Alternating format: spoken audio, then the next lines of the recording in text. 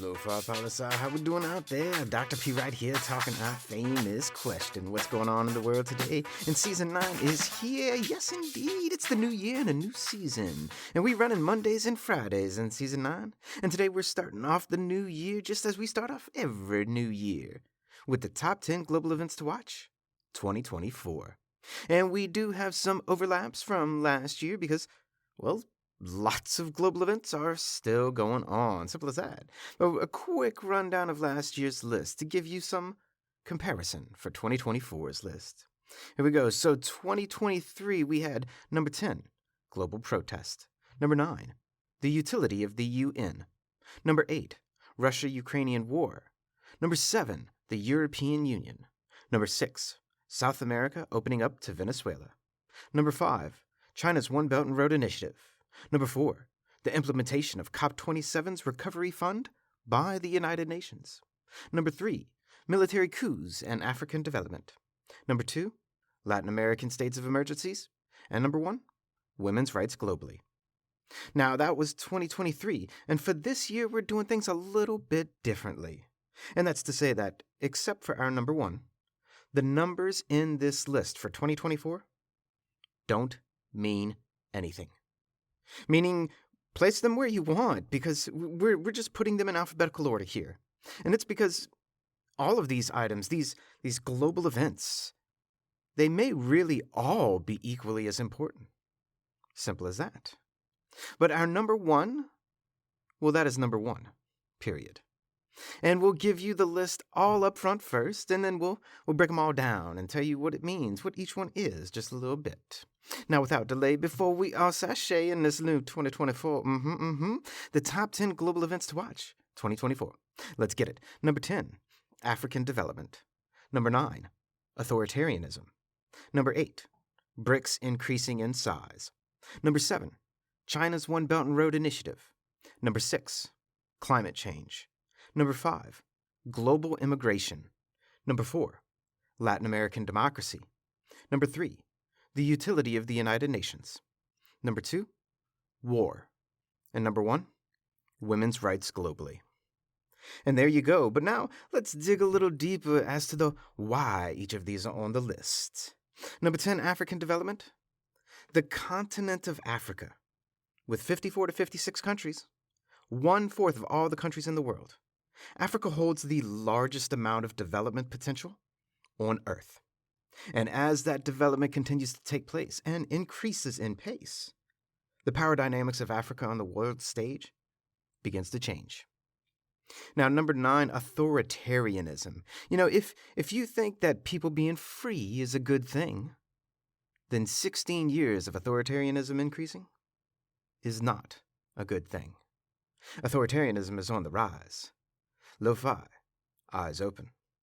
Number 8, BRICS increasing in size. And the group of formerly developing countries of Brazil, Russia, India, China, South Africa, BRICS, well, they've added some new members to their club. We got Egypt, Ethiopia, Iran, Saudi Arabia, and the UAE.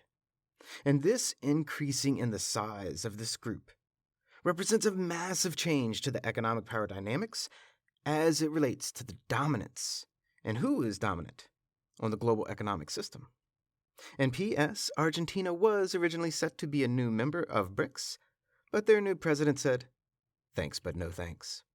Number 7, China's One Belt and Road Initiative. And this is China's effort to modernize trade routes by land, air, and sea for developing countries around the world.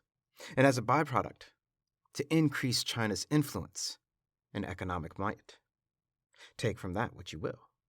Number 6, climate change, aka global warming. And yepers, it's getting hot in here. And the COPs.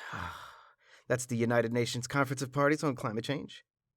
just can't seem to get their shit together at all. What's going to happen? Are we all doomed? Stay tuned to find out. Number 5, global immigration. The world is crazy. Full stop. Now that we all know that, we all agree that, and combined with the increasing globalization, people like to move around for better lives, better opportunities. In other words, immigrate to new places. And how we as human beings deal with each other is always a big deal. Number 4, Latin American democracy. Okay. So Europe as a region has the largest concentration of countries that are democracies. Second to that is Latin America.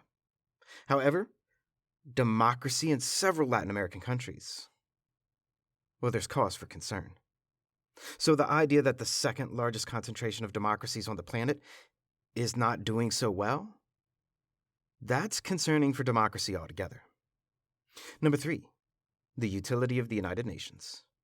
The United Nations, the UN, just can't seem to get it together. They can't stop war. They can't stop climate change. They can't even put out a press release. What's the point? What's the point? Though we are watching to see how the UN peacekeeping forces do in Haiti, which is due to take place this year, people.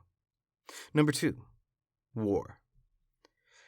There are so many wars going on right now, all over the world. We're not about to say that one war is more important than another, but rather, what we always say.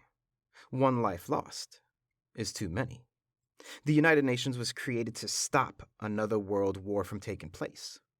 And right now, we're seeing a lot of wars take place. And number 1, women's rights globally. 50% of the global population are women.